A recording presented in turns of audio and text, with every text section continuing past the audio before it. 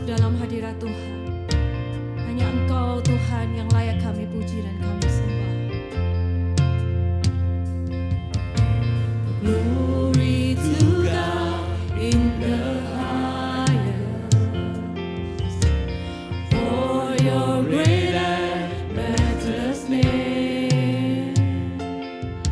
I worship you and honor you. You're lifted up in this place. Jesus the Son, there's no other. Heavenly King, Lamb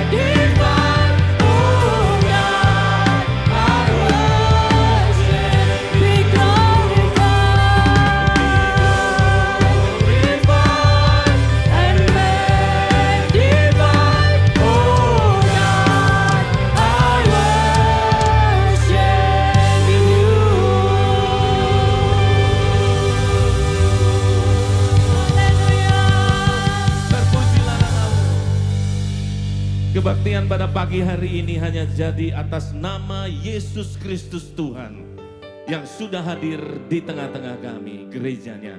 Di dalam nama Yesus, setiap yang siap memuji Tuhan berkata, amin. Berikan tepuk tangan yang terbaik dari hati kita buat Allah kita. Sentuh 3 orang kiri kanan saudara, 4 orang kiri kanan saudara. Katakan bahwa Dia Allah yang besar. Dia mengubah air menjadi anggur. Dia Allah yang besar. Haleluya. Nyanyi sama-sama. Water you turn into wine. Open the eyes of the blind. There's no one like you. Tidak ada yang sama. None like you. Menerjang into the darkness you shine. Awesome. Out of the ashes we rise. There's no one like you. None like you. Mari proklaim sama-sama. Our God is greater. Our God is greater. Our God is stronger.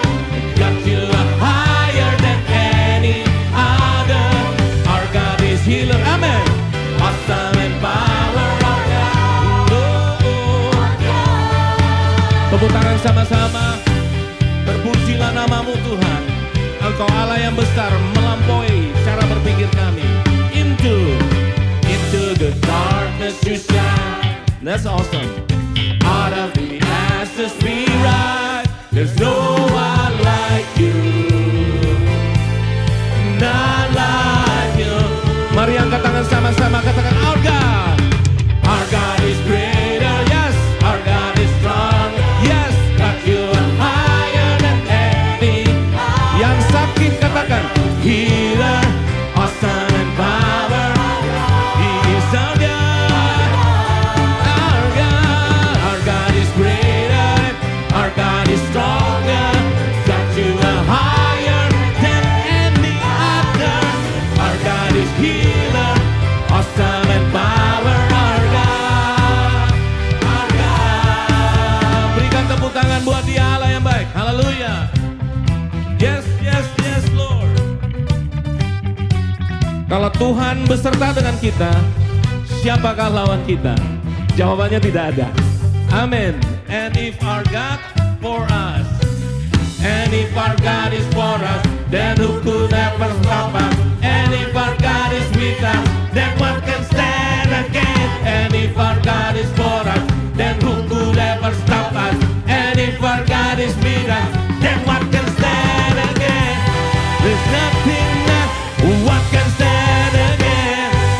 No, no, no, what can stand against? Hallelujah, what can stand against? Mari angkat tangan sama-sama. Our God is greater. Our God is greater. Our God is stronger. Got you are higher than any other. He is healer and He's awesome and power. His name is Jesus. Our God is greater. Yeah, our God is stronger. Got you higher than any other. Our God is healer. Awesome and power. Our God. Our God. If our God. And if our God is for us, then who could ever stop us? And if our God is with us, then what can stand against? And if our God is for us, then who could ever stop us? And if our God is with us, then what can stand against? There's nothing. What can stand against? No one. What can stand against? There is no power. Then what can stand against? Berikan tepuk tangan yang meriah buat Allah kita. Haleluya. Terpujilah namamu Tuhan. Tetap semangat memuji Tuhan. Siap melompat untuk Tuhan. Haleluya. Amin. Yang punya kaki lompat sama-sama. Di rumah Hanya Tuhan. kuasamu Tuhan. Memuliakan nama Tuhan. Come on. Terpujilah namamu.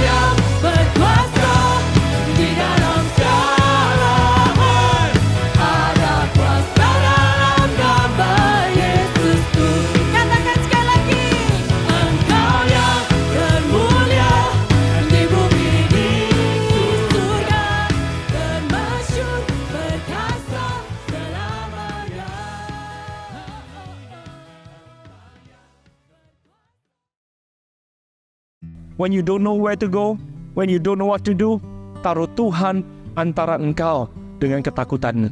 Pada saat bad report datang, taruh Tuhan antara engkau dengan sakit penyakitmu. Pada saat masalah muncul, taruh Tuhan antara engkau dengan situasimu. Can you say amen to that? Rahmatnya baru setiap pagi. Saya bayangkan setiap hari ketika kita bangun pagi, sudah tersedia rahmat baru dari Tuhan. Ada hari yang baru, ada kesempatan yang baru. Seperti kanvas putih yang masih bersih, yang siap untuk kita lukis hari itu. Saya ingin bicara kepada semua ibu-ibu, saya ingin semua ibu-ibu dari gereja Masa Depan Cerah Surabaya mengikuti Women Conference yang akan diadakan tanggal 7 Oktober yang akan datang. Saya ingin semuanya, semua ibu-ibu. Jadi save the date ya, tanggal 7 itu semua acara diberhentikan semuanya hanya untuk bisa mengikuti Women Conference. Karena apa saudara, ini bukan doa saya, bukan supaya ini menjadi event, tetapi ini menjadi satu pengalaman. Dan sesuai dengan temanya Favored, biarlah setiap ibu-ibu, setiap kita semuanya yang terlibat di dalamnya mengalami favornya Tuhan, perkenanan Tuhan, mengalami kasih karunia Tuhan dalam conference ini. Dan saya percaya kalau conference ini Tuhan mencurahkan favornya atau kasih karunia-Nya, maka kehidupan kita itu akan diberkati, dikuatkan, dan kita akan dipakai sebagai alatnya secara luar biasa. See you at the conference.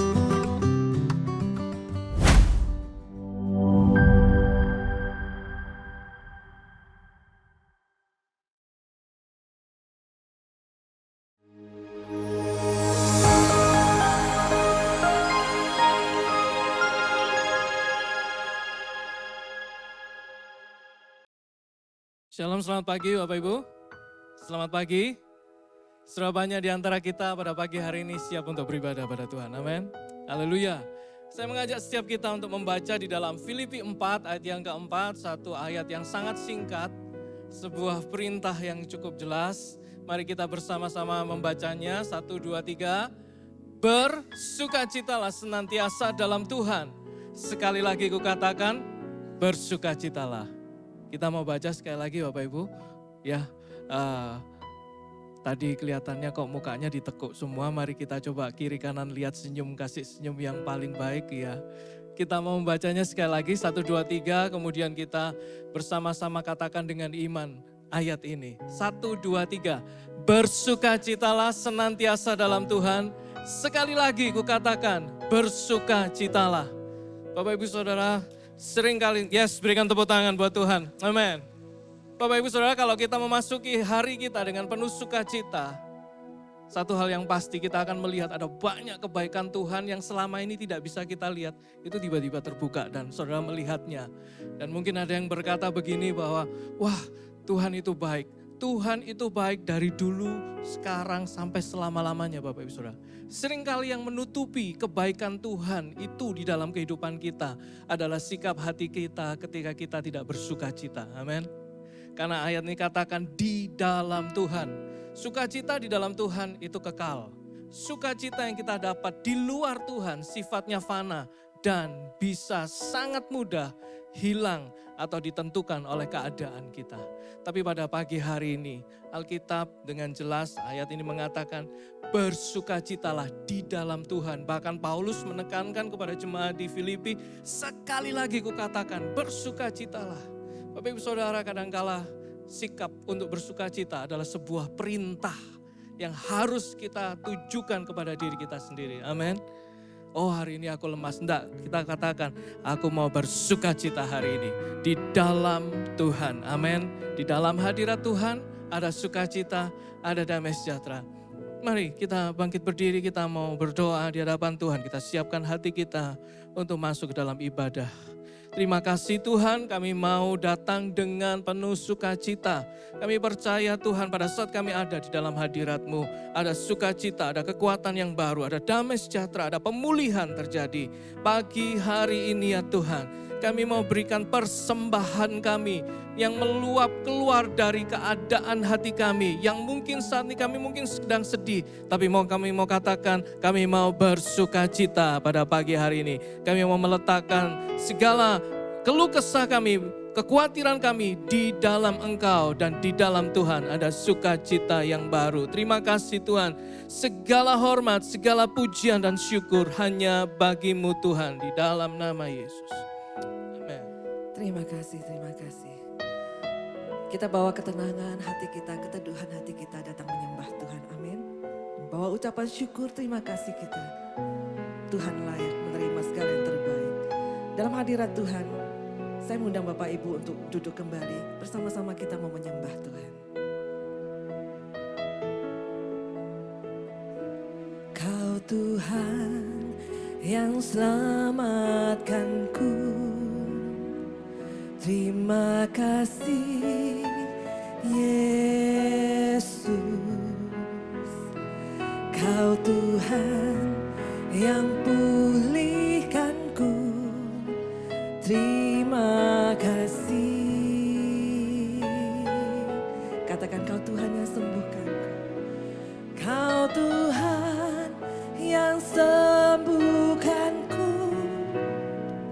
Terima kasih Yesus. Kau Tuhan memberkatiku. Terima kasih. Bersama-sama yuk katakan segala pujian dan hormat. Segala pujian dan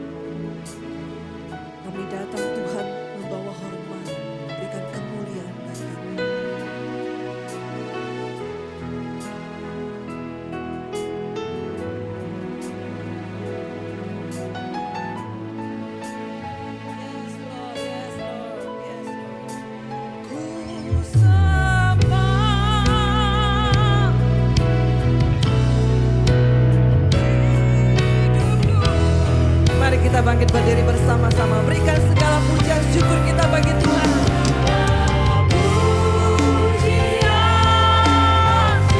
Syukur bagimu Yesus.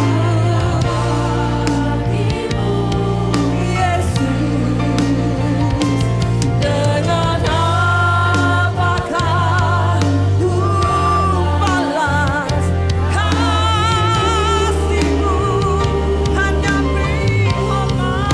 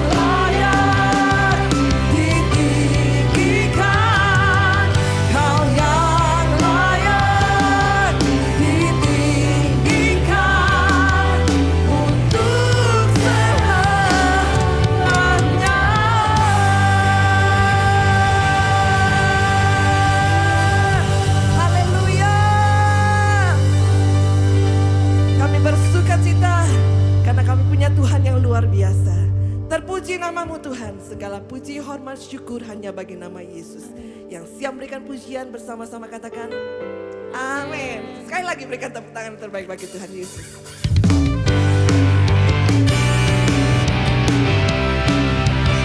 Kami bersyukur kami punya Tuhan yang besar. Ajaib perbuatan-Mu Yesus. Bersama-sama. Besarlah Tuhan dan layak dipuji.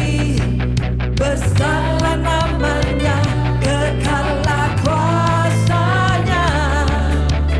Aman berlindung dalam naungannya. Ya Allah bagi kita, di pihak kita. Terpujilah Tuhan, terpujilah Tuhan, terbukti kuasanya. Dia telah menunjukkan kasih-Nya pada kita. Tuhan bagi menyayangi kita. Terpujilah Tuhan, terpuji namanya. Yesus Allah perkasa. Bersyukur kita punya Tuhan yang besar, amin. Sekali lagi katakan, besarlah Tuhan, besarlah Tuhan dan layak dipuji. Besarlah namanya, kekallah kuasanya. Aman berlindung dalam naungannya. Ya Allah bagi kita, di pihak kita. Katakan, terpujilah Tuhan, terbukti kuasanya. Dia telah menunjukkan kasih-Nya pada kita.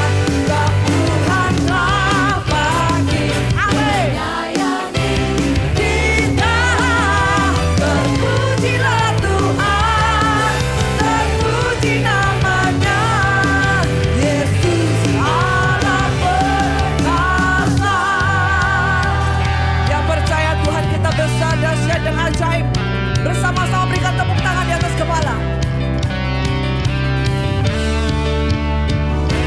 Amin. Terpujilah Kau Tuhan Allah yang besar. Sama-sama yuk. Terpujilah Tuhan, terbukti kuasanya. Dia telah membuktikan kuasa kebangkitannya atas hidup kita. Yes. Sebab Tuhan telah bagi menyayangi kita. Terpujilah Tuhan, terpuji amin. Yesus Allah terpujilah Tuhan, terbukti kuasanya. Dia telah menunjukkan kasih-Nya pada kita.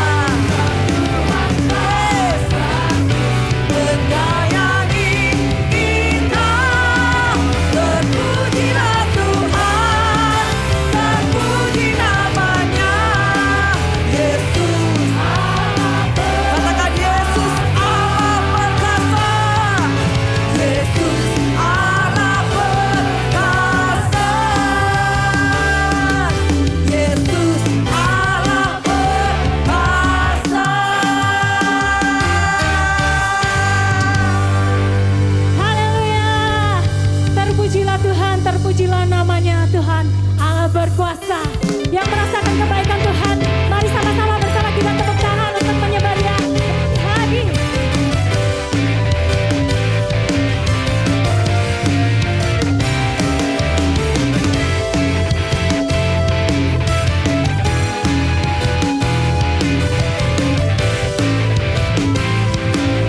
Tuhan kita maha besar.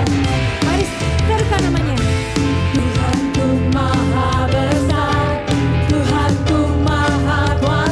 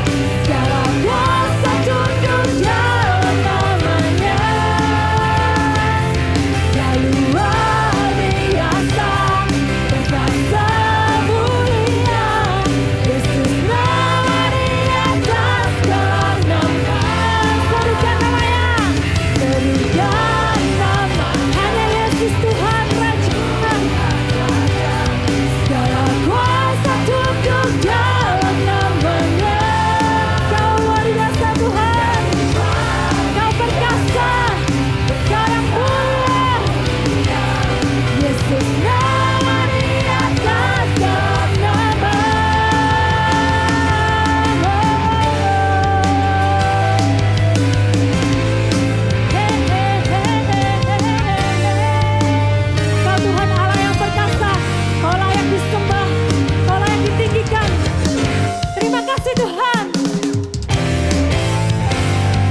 Serukan namanya, Yesus Tuhan Raja. Segala kuasa tunduk dalam namanya. Mari deklarasikan Tuhan, Dia Allah yang luar biasa, perkasa mulia. Yesus nama di atas segala nama. Serukan namanya Yesus. Haleluya. Segala kuasa tunduk dalam namanya.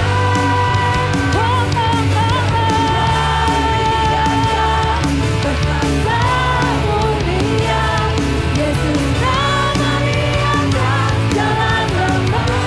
Yesus nama di atas segala nama. Atas segala nama. Sekali lagi katakan Yesus nama di atas segala nama.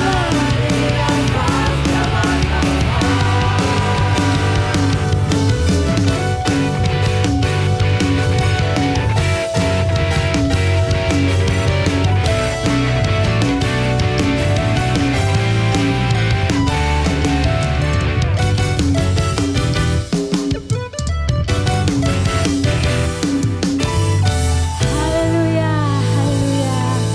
Yang merasakan hadirat Tuhan, mari duduk dalam hadirat Tuhan pada siang hari ini. Itu pun kehidupan yang sempurna dari kita. Setiap dari kita memiliki kehidupan yang tidak sempurna. Tetapi Tuhan tidak pernah gagal untuk membawa kita masuk ke dalam rencananya yang sempurna. Terima kasih Tuhan.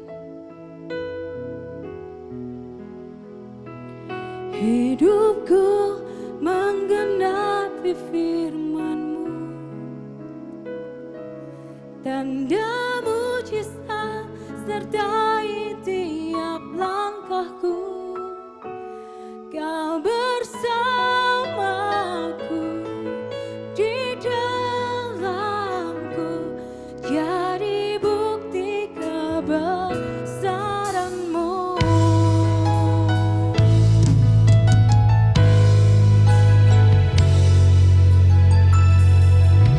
Tuhan, Kau sempurna.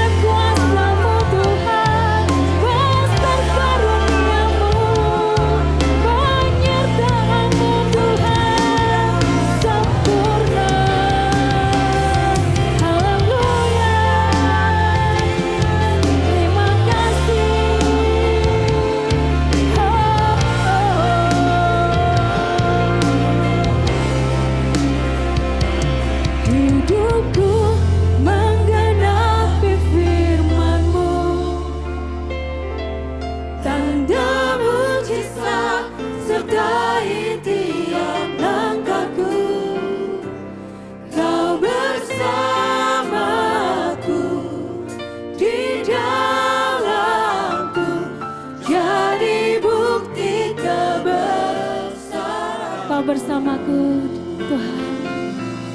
Kau bersamaku di dalamku, jadi bukti kebesaran-Mu.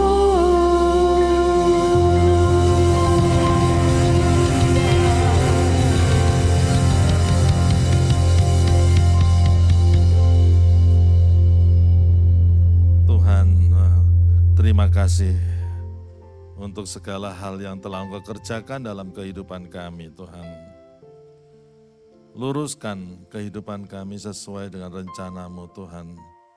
Sehingga kalau orang melihat hidup kami, yang mereka lihat adalah bukti kebesaran-Mu, Tuhan. Bukan kehebatan kami, tapi bukti kebesaran-Mu, Tuhan. Terima kasih, Tuhan.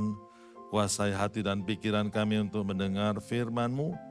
Dan biarlah Tuhan Engkau mengurapi setiap kami, supaya kami mengerti isi hati-Mu, Tuhan. Kami serahkan waktu yang kudus ini ke dalam tangan-Mu. Jadilah kehendak-Mu dalam waktu ini. Dalam nama Tuhan Yesus kami berdoa, dan setiap umat Tuhan yang percaya katakan, amin. Silakan saudara duduk kembali. Amin. Amin. Saudara, kita telah banyak membahas kehidupan tentang iman, gereja yang berkemenangan, gereja yang penuh kuasa. Tapi saya rasa hari ini kita perlu melihat kembali tentang satu hal ini, topik yang very simple, luka batin. Sebetulnya ini adalah pastoral, sangat topikal yang very pastoral. Ya. Jadi khotbah itu macam-macam, ada khotbah yang iman yang mengangkat iman kita. Tapi mari kita pada hari ini bicara soal luka batin. Kenapa? Karena kita bicara soal luka batin ini karena setiap kita punya perasaan, setiap kita itu punya emosi. Tidak ada orang yang kebal terhadap luka batin ini, tidak ada, saudara. Selama saudara punya emosi, saudara punya perasaan, sesekali atau dua kali atau sering kali kita bisa disakiti dalam kehidupan ini, saudara. Apalagi kita tahu bahwa dunia ini bukanlah dunia yang sempurna, saudara.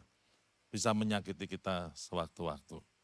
Dan kalau kita tidak menyadarinya, kadang-kadang kita tidak cepat menyembuhkannya, tetapi kita seringkali nurture atau memberi makan sakit hati kita itu akan berakibat fatal, saudara. Dan itu bisa menghancurkan kerohanian kita, saudara. Saya beberapa hari terakhir ini sering lihat YouTube bagaimana orang memanah rusa. Saudara. Jadi itu ada di YouTube, saudara bisa lihat sendiri terakhir ini. Saudara. Dan populasi babi hutan di Amerika lagi banyak dan mereka diizinkan untuk membunuh. Jadi ada yang ditembak, ada yang dipanah. Saudara. Dan pada waktu saya melihatnya, orang itu memanah rusa atau anjing hutan itu, kena sasaran, tidak langsung mati, saudara. Kalau ditembak mungkin langsung mati, tapi kalau dipanah tidak langsung mati, saudara. Kaget, lari, kalau sudah begitu tinggal diikuti aja kemanapun. Satu kali pasti akan kolaps juga. Dia tidak akan bisa lari dengan panah yang menancap di tubuhnya ini, saudara. Satu kali yang begitu. Saudara, ini merupakan satu gambaran dalam kehidupan kita juga. Pada waktu kita kena panah dalam emosi kita, dalam batin kita, dan kita terluka, dan kalau tidak cepat-cepat disembuhkan, dan kita lari dengan luka itu, saudara, satu kali kita akan kolaps, kita akan jatuh, karena luka itu belum disembuhkan.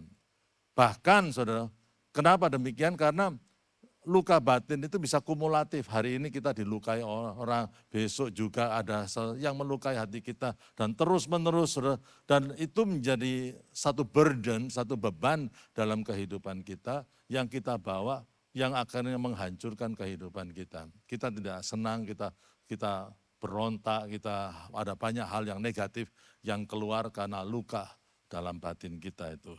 Jadi saudara, mari kita pada waktu kita mendengar firman ini, kita tidak ngomong tentang orang lain, mari kita memeriksa hati kita, sehingga kita bisa terbang tinggi.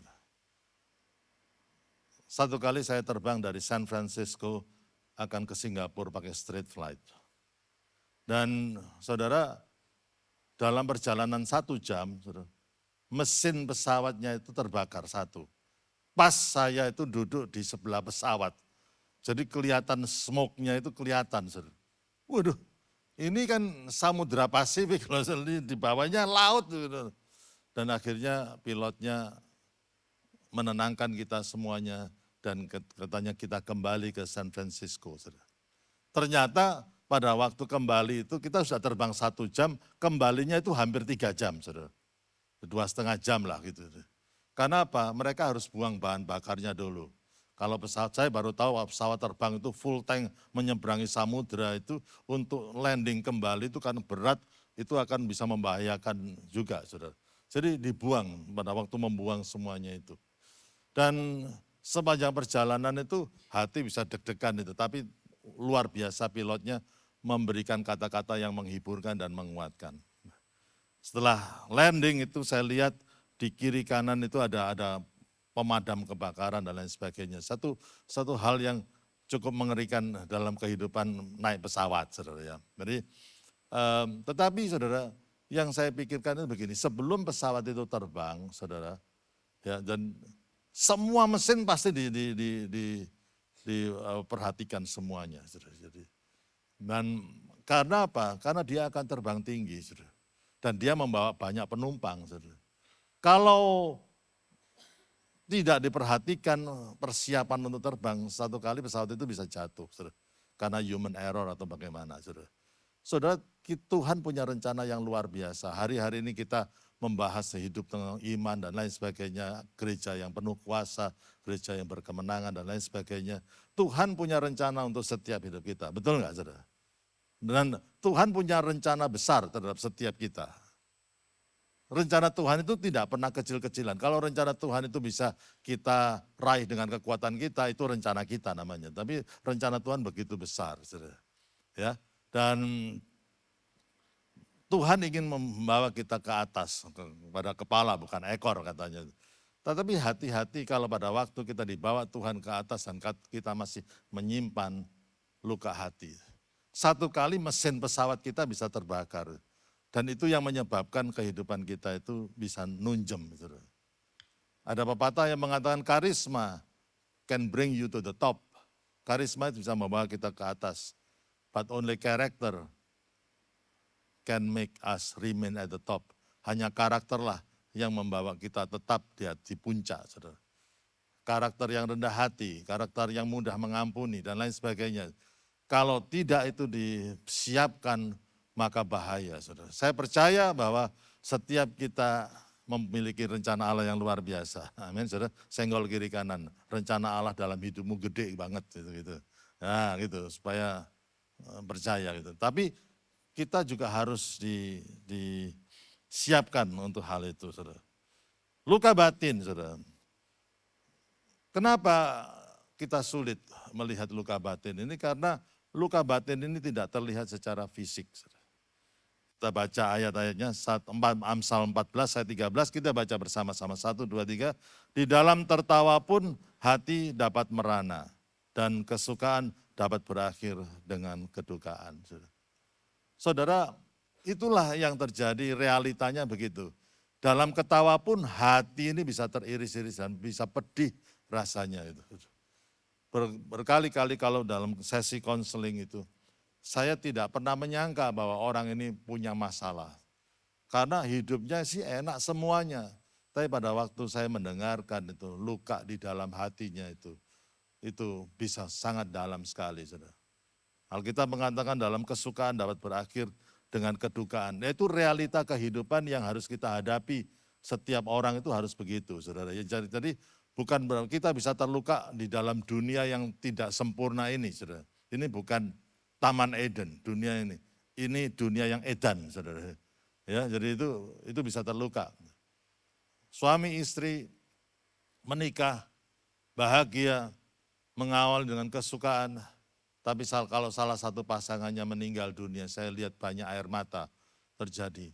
Dan yang tadinya diawali dengan sukacita, kemudian bisa berakhir dengan duka. Itu banyak sekali. Ya, dan itu realita dan itu harus kita hadapi, Saudara. Dan itu bisa melukai batin kita kalau kita tidak hati-hati, Saudara ya. Kenapa kita sulit mengobati luka batin? Karena luka batin itu tidak mudah dipahami. Amsal 14 ayat 10, mari kita baca bersama-sama. Saudara. Hati mengenal, ayo saya tahu saudara belum makan tapi mari kita semangat. Saudara. 1, 2, 3. Hati mengenal kepedihannya sendiri dan orang lain tidak dapat turut merasakan kesenangannya. Hati kita itu seperti kayak menurut mungkin antariksa ya. Ya begitu luasnya saudara. Sampai saudara kalau ada hal yang memedihkan hati kita itu tidak banyak loh orang yang bisa mengerti kepedihan di dalam hati. Saudara. Memang kata empati itu kita bisa simpati kepada orang, tapi empati belum tentu setiap orang itu bisa. Berempati adalah menempatkan diri kita pada orang yang berkesusahan, berempati. Saudara. Merasakan apa yang dia rasakan. Saudara.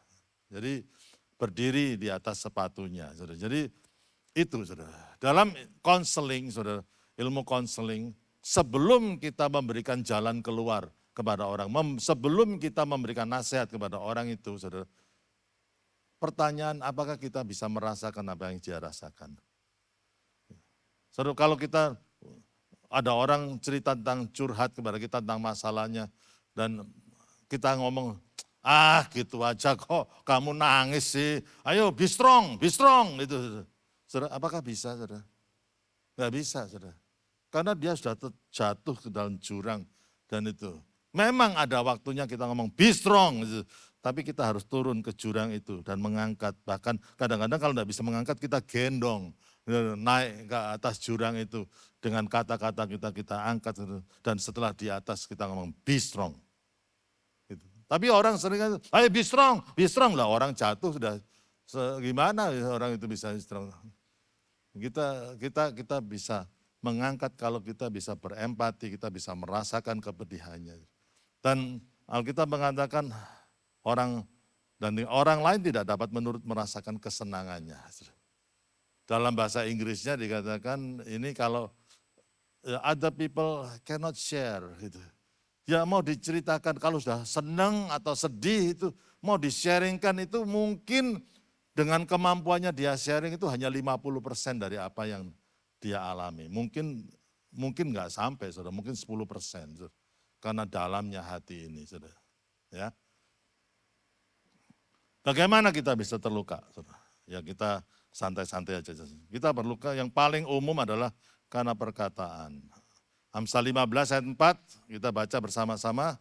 Lidah lembut adalah pohon kehidupan, tapi lidah curang melukai hati. Dalam New Living Translation dikatakan lidah curang itu crush, menghancurkan hati. Kita sering dilukai dengan kata-kata kita. Ya, jadi bahkan seringkali bukan orang yang lain yang melukai kata-kata kita, yang melukai hati kita, tapi orang-orang yang dekat dengan kita ya seringkali. Demikian, saudara. Saudara pernah dilukai dengan kata-kata, saudara? Angkat tangan, saudara. Siapa yang pernah dilukai dengan kata-kata orang lain? Angkat tangan, saudara. Oh, yang tidak angkat tangan, saudara mungkin orang yang suka melukai orang lain. Kan pilihannya cuma 2, saudara. Saudara dilukai, sering dilukai atau sering melukai, kan gitu, saudara ya. Ya, tapi itu yang paling common lah, saudara. Kadang-kadang itu, aduh. Makanya timbul istilah mak jelep itu loh. Ngerti ya Pak? Ngomongnya ya sedikit mak jelep namanya gitu. Ya. Saudara jangan pernah berpikir pendeta nggak pernah terluka. Pendeta pun pernah terluka. Rohaniwan pun yang sucinya minta ampun saudara bisa terluka saudara. Dengan perkataan ini. Itulah sebabnya hati-hati dengan perkataan saudara. Saudara. Ada orang yang mengatakan, saudara, ya ada beberapa hal yang tidak bisa kembali dan gitu harus berhati-hati. Waktu yang sudah terlewatkan, saudara tidak bisa kembali lagi. Ya, dan Billy Graham pernah ditanyain, penginjil besar, dan dia Kalau misalkan kamu bisa mengulang dalam hidup ini, apa yang kamu ingin lakukan? Saudara tahu apa yang dikatakan oleh Billy Graham? I want to spend more time with my children. Ini pendeta top, saudara. Tapi sudah tidak bisa terulang, waktu tidak bisa terulang, saudara. Uang yang dibelanjakan ya nggak bisa kembali, kecuali di Amerika, saudara. Ya, saya ditelepon orang dari Jakarta. Sampai mana tadi? Ya itu. Tapi juga kata-kata yang sudah kita lontarkan kepada orang lain. Kita bisa minta maaf, tetapi kata-kata itu tidak bisa kita tarik kembali. Hati-hati dengan apa-apa yang kita tidak bisa kita tarik dalam kehidupan kita. Seringkali kalau saya ngomong khotbah dalam bahasa Inggris, saudara saya ngomong, I like to preach in English better than to preach in Indonesian. Why? Because if I speak in English, I think first before I speak. If I speak Indonesian, I speak first, then I think. Gitu loh saudara. Kadang-kadang kalau kita ngomong bahasa Indonesia, ngomong dulu baru mikir. Saudara. Tapi sekarang saudara, apapun yang saudara katakan, pikirkanlah itu, apakah itu bisa melukai orang. Saudara. Masalahnya bukan melukai orang itu bisa nyimpen apa yang kita katakan itu untuk bertahun-tahun lamanya. Saudara. Kita bisa melukai dia. Saudara. 2, penderitaan. Saudara. Amsal 27 ayat 9, saudara. Ayo kita baca bersama-sama, 1, 2, 3.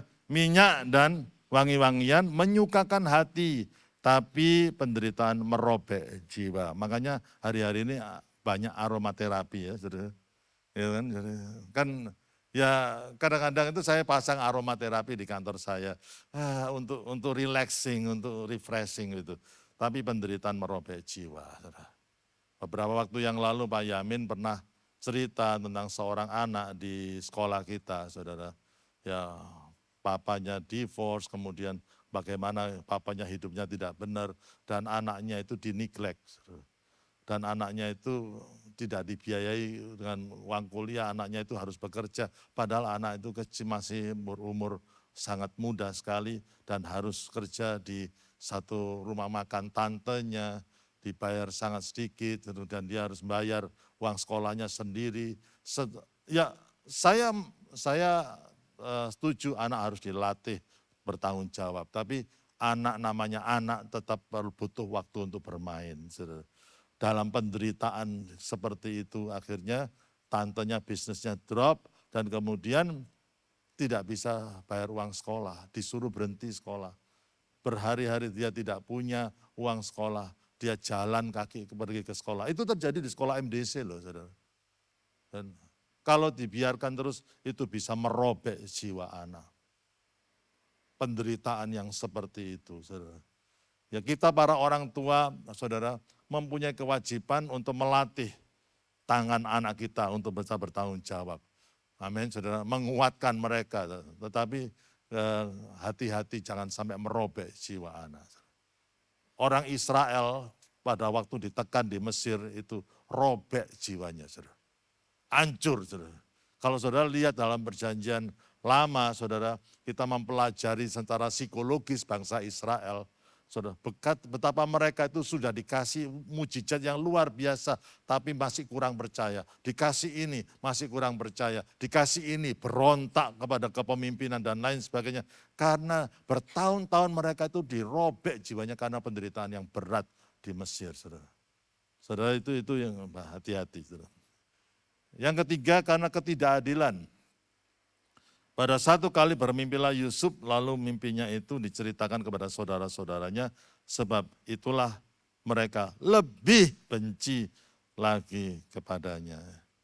Ya kita sebagai orang tua memang harus adil. Yakub, dia mempunyai banyak anak, tapi ada satu yang jadi primadona, saudara. Yusuf namanya.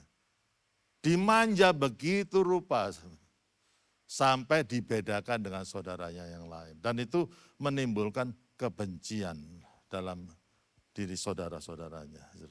Kalau saudara lihat ada kata benci, semakin benci, lebih benci. Itu kalau saudara lihat dalam Kejadian pasal yang ke-37 itu ada kumulatif, jadi makin lama makin benci, makin benci.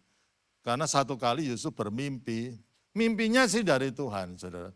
Dan dia melihat apa? Berkas gandum, jadi ikatan gandum itu ya, dikumpulkan gandum itu dikumpulkan, itu saudara-saudaranya mengumpulkan berkas-berkas gandum, dan kemudian berkas gandum dari saudara-saudara tunduk menyembah berkas gandumnya. Lah ini kan sombong kedengarannya, saudara. Mimpi dari Tuhan, tapi kalau diceritakan tidak tepat pada waktunya bisa melukai orang lain. Betul nggak, saudara? Jadi itu ya semua dari Tuhan itu ada waktunya juga, saudara. Ada 3 hal yang penting, God's will, God's power, and God's timing. Ya, kehendak Tuhan, kuasa Tuhan yang sanggup mewujudkan kehendak Tuhan dalam kehidupan kita, dan sabar menunggu God's timing. Dan kalau kita ucapkan itu semuanya, saudara, itu bisa menimbulkan satu hal yang tidak baik, saudara. Dan pada waktu dia cerita itu dengan bangganya, mungkin dengan kesombongannya, dan itulah yang awal terjadinya Yusuf itu dijual, saudara, sampai karena hurt-nya yang luar biasa itu.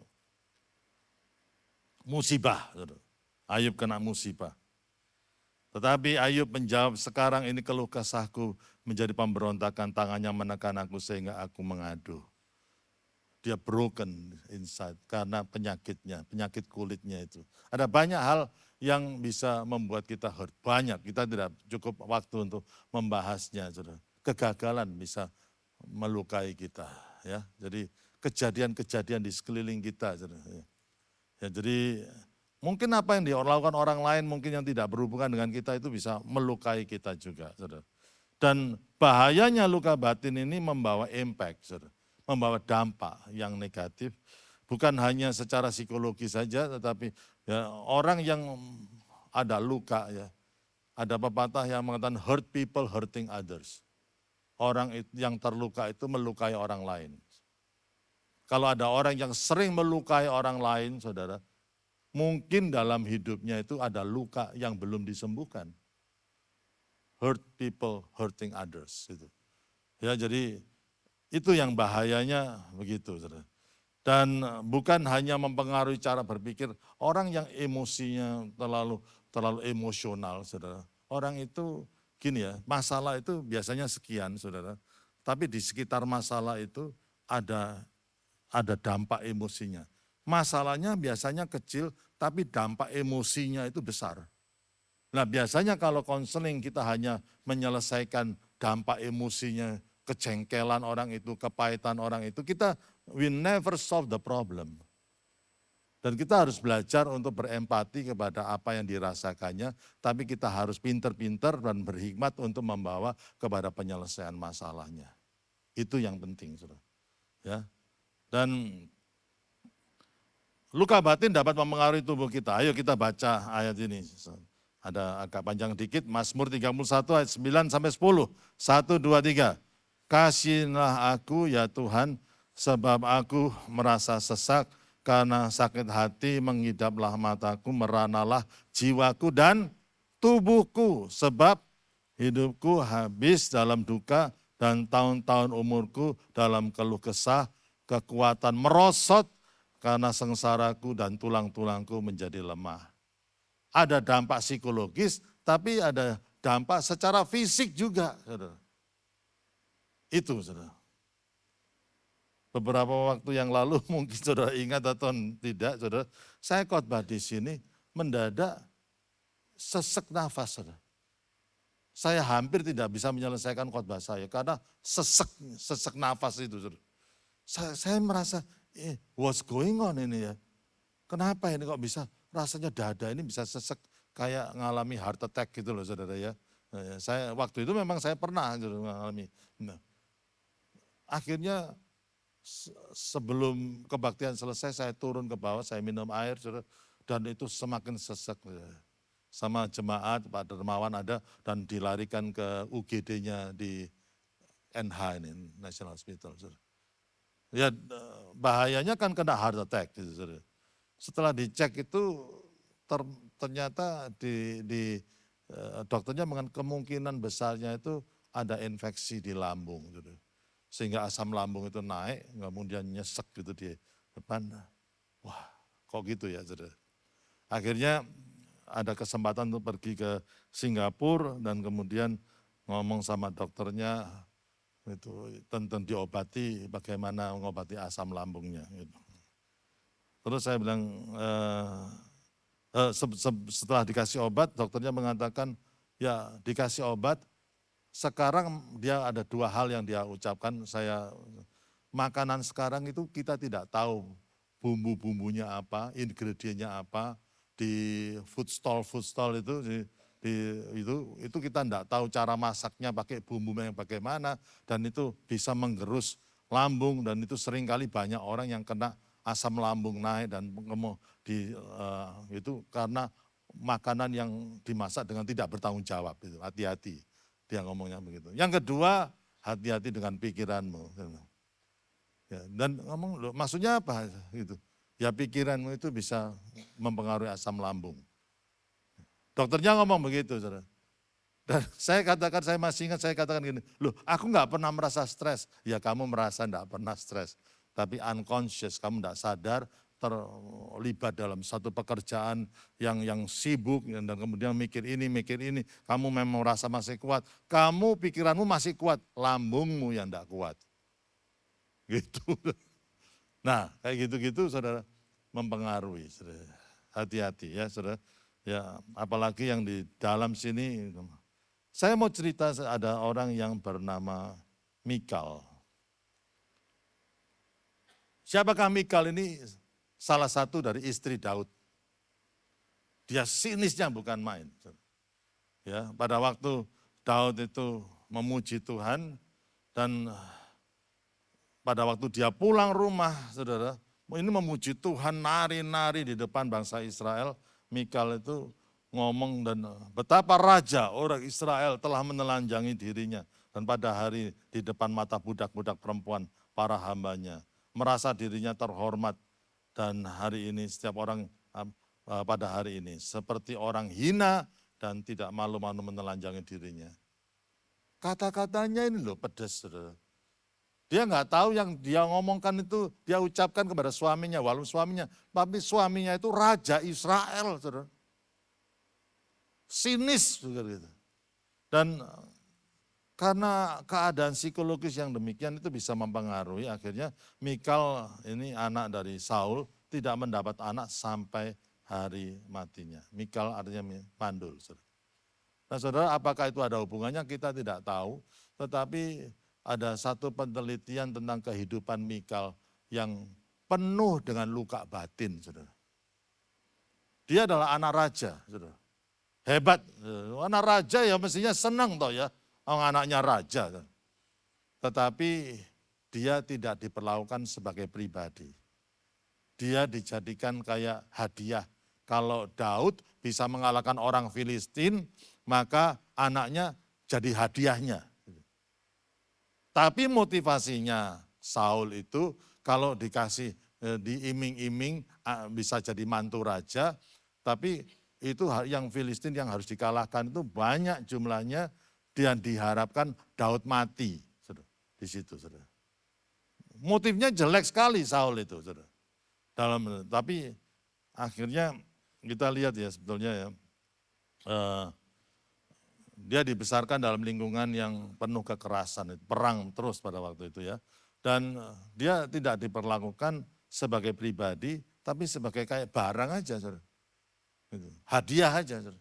Dan akhirnya Daud menang perang, saudara. Dan dia berhak mendapat hadiah itu, yaitu apa? Anak Saul. Dirampas menjadi istrinya, saudara. Tapi karena Daud itu ya ini, dia ditinggal Saul setelah dinikahi karena Saul ingin membunuh Daud. Karena prestasi Daud itu naik terus, jadi Saulnya itu iri hati dan dia cari cara untuk membunuh Daud. Saudara. Nggak tahan akhirnya Daud melarikan diri ke padang gurun semuanya, dan akhirnya ditinggal istrinya. Itu saudara. Nah akhirnya ditunggu suaminya nggak datang-datang, saudara. Apa yang terjadi? Mikal dinikahkan dengan orang. Banyak orang nggak tahu, nih Mikal itu dinikahkan dengan orang lain. Namanya orang suaminya itu namanya Pelti. Itu di dalam Alkitab, saudara. Itu. Dinikahkan. Dan mereka hidup bahagia, saudara. Tapi akhirnya Saul mati kan. Dan Daud datang dan menduduki sebagai jabatan raja. Setelah Mikal menikah dengan orang lain, akhirnya Daud kembali ke tahtanya dan karena dia menjadi raja, maka direbutlah Mikal itu dari suaminya. Alkitab itu mengatakan begini, pada waktu Daud, nggak tahu perasaannya Daud gimana ya, dia rebut, dia pikir ini haknya dia karena dia telah mengalahkan orang Filistin. Sampai suaminya yang sayang dengan Mikal itu dari belakangnya itu, ini Mikal udah diambil Daud. Dia mengikuti dari belakangnya sambil menangis. Why? Because he loves Mikal. Dia sayang kepada Mikal. Dan Mikal rupanya sayang kepada dia. Dia sudah menemukan mungkin true love-nya atau bagaimana. Masalahnya dalam perlarian di padang gurun, Mikal juga dengar bahwa Daud menikah dengan Abigail, Daud menikah dengan ini. Lari kok bisa menikah ya, pelarian, mau dibunuh kok bisa menikah, memang pria ini. Kawin lari, atau lari sambil kawin, gitu. Tapi kita bisa merasakan apa yang dirasakan oleh Mikal, betul nggak? Bayangkan, tidak ada kabar, kemudian direbut setelah menikah. Itulah sebabnya kita tahu sebetulnya kenapa Mikal itu sinis kepada Daud. Mikal itu nggak senang sama Daud, sampai akhirnya luka di dalam hatinya itu membuat dia akhirnya tidak punya anak, saudara. Saudara nggak tahu itu ada hubungannya. Nanti tanya dokter Yudi, itu ada hubungannya atau enggak. Saudara begini, tapi kita bersyukur walaupun kadang-kadang orang lain tidak tahu sedalam apa luka dalam batin kita punya Allah yang luar biasa. Ada satu ayat yang selalu menghibur saya dari Mazmur 10 ayat yang ke-14 yang mari kita baca Mazmur 10 ayat 14 1 2 3. Engkau melihatnya, memang melihatnya, sebab apa? Engkaulah yang apa? Melihat kesusahan dan sakit hati, supaya apa? Engkau mengambilnya ke dalam tanganmu sendiri, kepadamulah orang lemah menyerahkan diri, untuk anak yatim engkau menjadi penolong. Wow, betapa Tuhan itu luar biasa. Dia yang menciptakan hati kita. Kita mau menyembuhkan hati kita sendiri tidak bisa, dengan apapun nggak bisa. Nonton atau apalah, tur kemana, bahkan tur ke Israel pun ya tidak bisa menyembuhkan hati lah. Ketemu Tuhan. He is the healer of our heart. Dia Jehovah Rafa, Allah yang menyembuhkan. Dia tahu kesusahan dan sakit hati kita, supaya dia mengambilnya ke dalam tangannya sendiri untuk disembuhkannya. Saudara. Hari ini, jam ini, Tuhan tahu sakit hatimu sedalam apa. Tidak banyak orang tahu mungkin. Sudah simpan itu. Ya. Kata-kata pedas, ketidakadilan yang sudah alami. Sudah dipojokkan, sudah dihina, kegagalan-kegagalan, dan lain sebagainya itu bisa menimpa diri kita. Tapi Tuhan tahu. Tuhan tahu itu. Dan dia ingin mengambilnya pada pagi hari ini. Dan menyembuhkan semua luka hati ini. Amin, saudara. Ya, bagaimana langkah-langkah praktisnya untuk menuju kepada pemulihan? Satu, saudara, terbuka di hadapan Tuhan. Luka batin ini sering kali disangkali daripada diakui. Ini masalahnya. Marah ya. Enggak, aku enggak marah. Aku enggak marah kok. Tak anggap orang itu gendeng. Itu marah. Betul enggak, saudara? Ya, jadi kita enggak sadar, saudara. Marah ya? Enggak usah. Aku nggak marah, tapi aku mulai sekarang dia nggak usah lagi pergi ke rumahku, nggak usah. Loh itu namanya marah, saudara. Luka hati itu sering disangkali daripada diakui. Ya. Tapi mari kita membuka hati kita. Tell him where it hurts. Katakan kepada dia di mana sakitnya itu di mana. Sakitnya itu di sini Tuhan. It hurts. It really hurts. Sudah tahunan aku bawa itu. It really hurts me so much. Tell God where it hurts. Nobody can heal you except God who create your heart. Itu ya. Yang kedua, ini yang learn to forgive. Nah ini saudara, ini kadang-kadang berat saudara. Tapi itu firman yang harus dituruti. Karena Tuhan sudah mengampuni dosa kita, maka kita perlu mengampuni orang lain. Kalau kita tidak mau mengampuni orang lain, maka kita ini jadi jahat saudara. Karena Tuhan sudah mengampuni dosa kita yang banyak kok. Dan mengampuni itu saudara, itu adalah satu terminologi atau hal yang ajaib sebetulnya. Tidak ada pemulihan hubungan yang luar biasa yang sebelumnya didahului dengan forgiveness. Saudara, kalau saya khotbah di pernikahan biasanya, marriage is not the unity of two lovers, but the unity of two forgivers. Kita loh bersalah dalam banyak hal, saudara. Kalau kita hanya two lovers dan kemudian menanggung beban hurts dalam hidup kita, akhirnya bisa crumble juga pernikahan itu, saudara. Tetapi we need to forgive. Wong kita ini setiap kita tidak nyalakan pasangan kita, kita lihat diri kita ini bersalah dalam banyak hal loh, saudara. Kita bersalah dalam banyak hal. Mengampuni, saudara. Tapi seringkali mengampuni itu setelah diampuni, ingat lagi, saudara. Ingat lagi. Kalau kita diomongin sama Tuhan, diomongin sama teman kita, sudah kamu enggak usah ingat orang-orang yang menyakiti kamu, saya lupakan aja. Gitu. Mana bisa kita melupakan aja, saudara. Kamu jangan mikir gajah ya, gajah itu enggak usah mau pikiri. Pertama kali kalau kita diomongin gitu, yang masuk dalam pikiran kita ya gajah, saudara. Betul enggak, saudara? Ya orang yang menyakitkan itu, enggak bisa kalau bukan kekuatan dari itu. Kita enggak bisa dengan mengampuni orang, makanya kita itu kalau mengampuni lihat kepada salib Kristus. As God forgive our sin, we need to forgive others. Yang dilihat itu salib Kristus. Begitu kita enggak lihat salib Kristus, saudara, ambrol, saudara. Saya mau cerita ini, saudara ya. Ada teman saya, umurnya sudah ya tua, saudara, lebih tua dari saya, saudara. Saya tahu yang pria si suami ini hidupnya rusak berat, saudara. Ya sudah saudara tafsirkan sendiri rusak berat, pokoknya. Yang istri hidupnya rusak berat juga, sudah.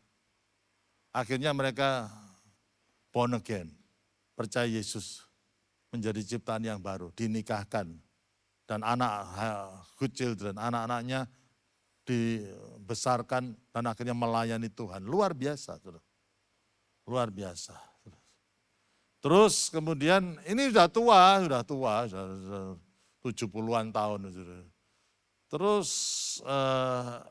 dia dapat WA, gitu. Dia pergi ada reuni-reuni itu, saudara. Reuni-reuni, ya si suami ini pergi ke kota itu, terus kemudian setelah reuni pulang dapat WA dari teman SMA-nya.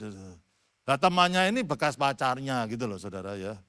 Karena sama-sama tuanya, suaminya dia sudah mati saudara. Gitu loh saudara. Sudah meninggal saudara. WA-nya bilang gini saudara. Senang bisa ketemu kamu di reuni. Sekarang rumahku terbuka 24 jam untuk kamu. Loh ya toh saudara. Kan repot toh saudara. Sebetulnya itu enggak repot. Saudara. Repotnya setelah dibaca istrinya. Nah pada waktu dibaca istrinya, marah istrinya. ini di luar kota terjadi apa ini? Saudara? Kok sampai temannya dan bekas pacarnya itu rumahku terbuka 24 jam. Wah, wis. Angel iki, saudara. Mau cerai. Marahnya mau cerai.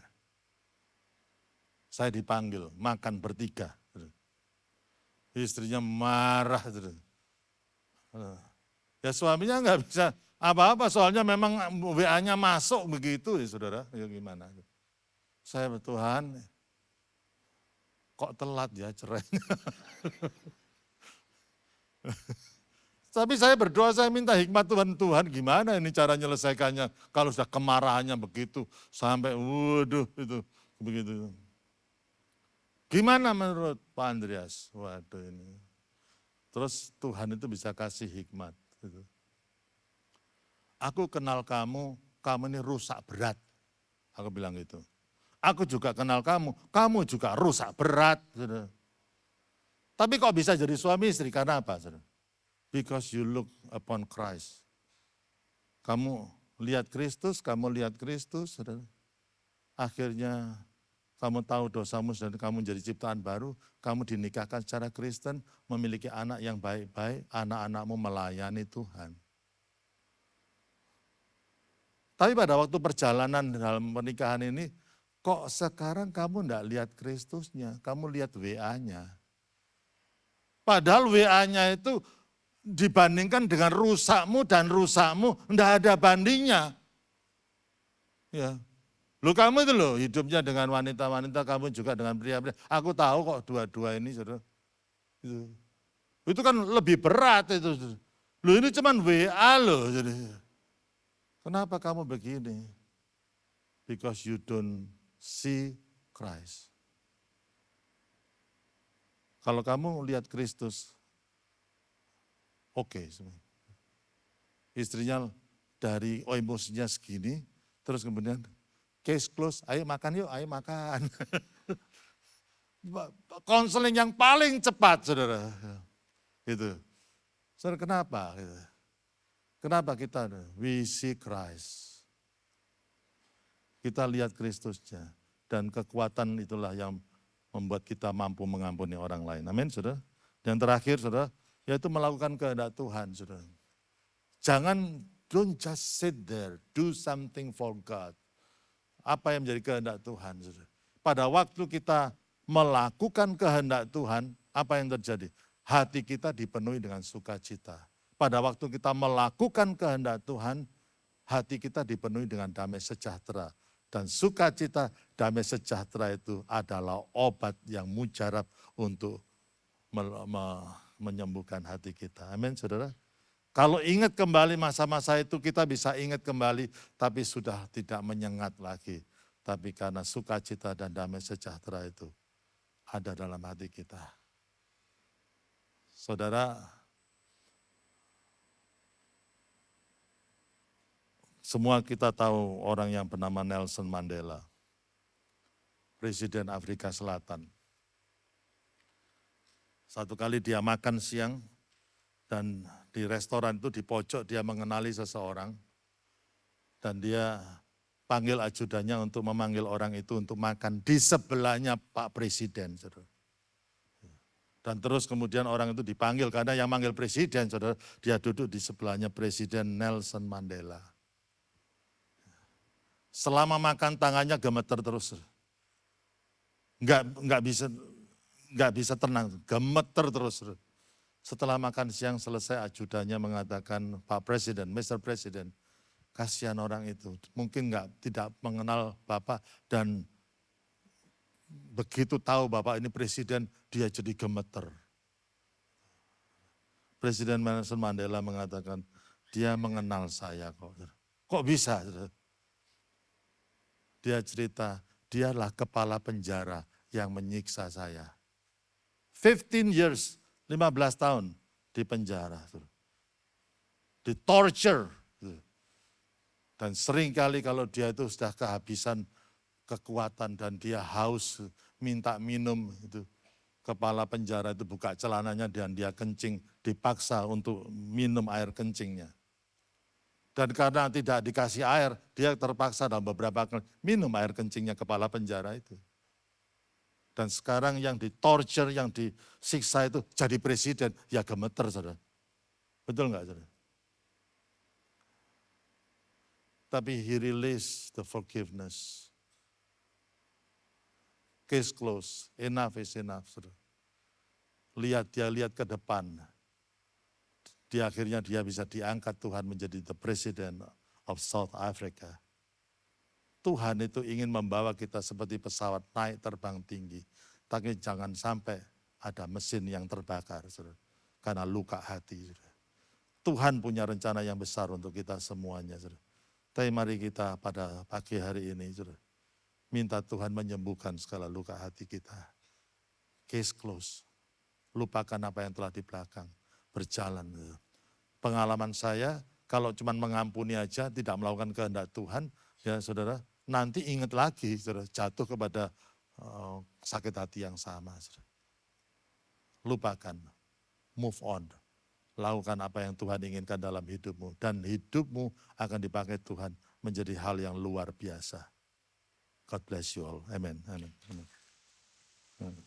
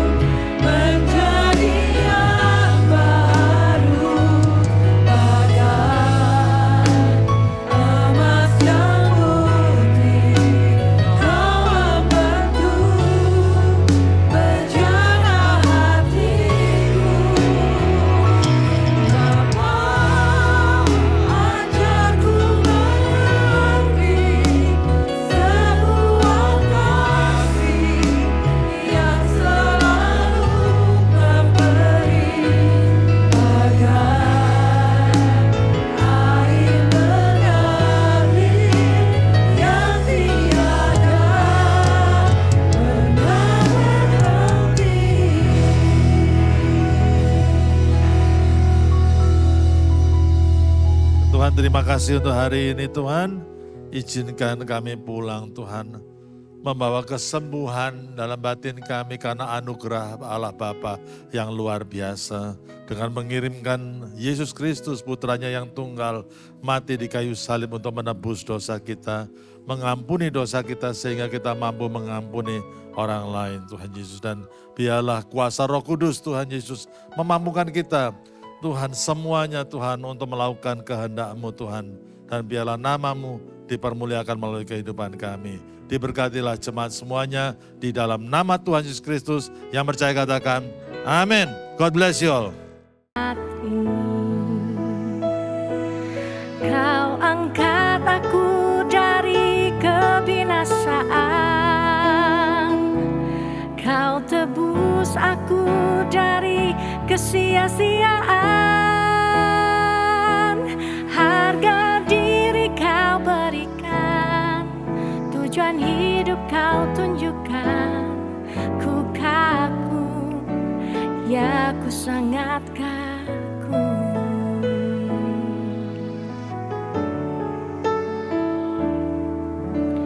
Allah Yahweh yang suci,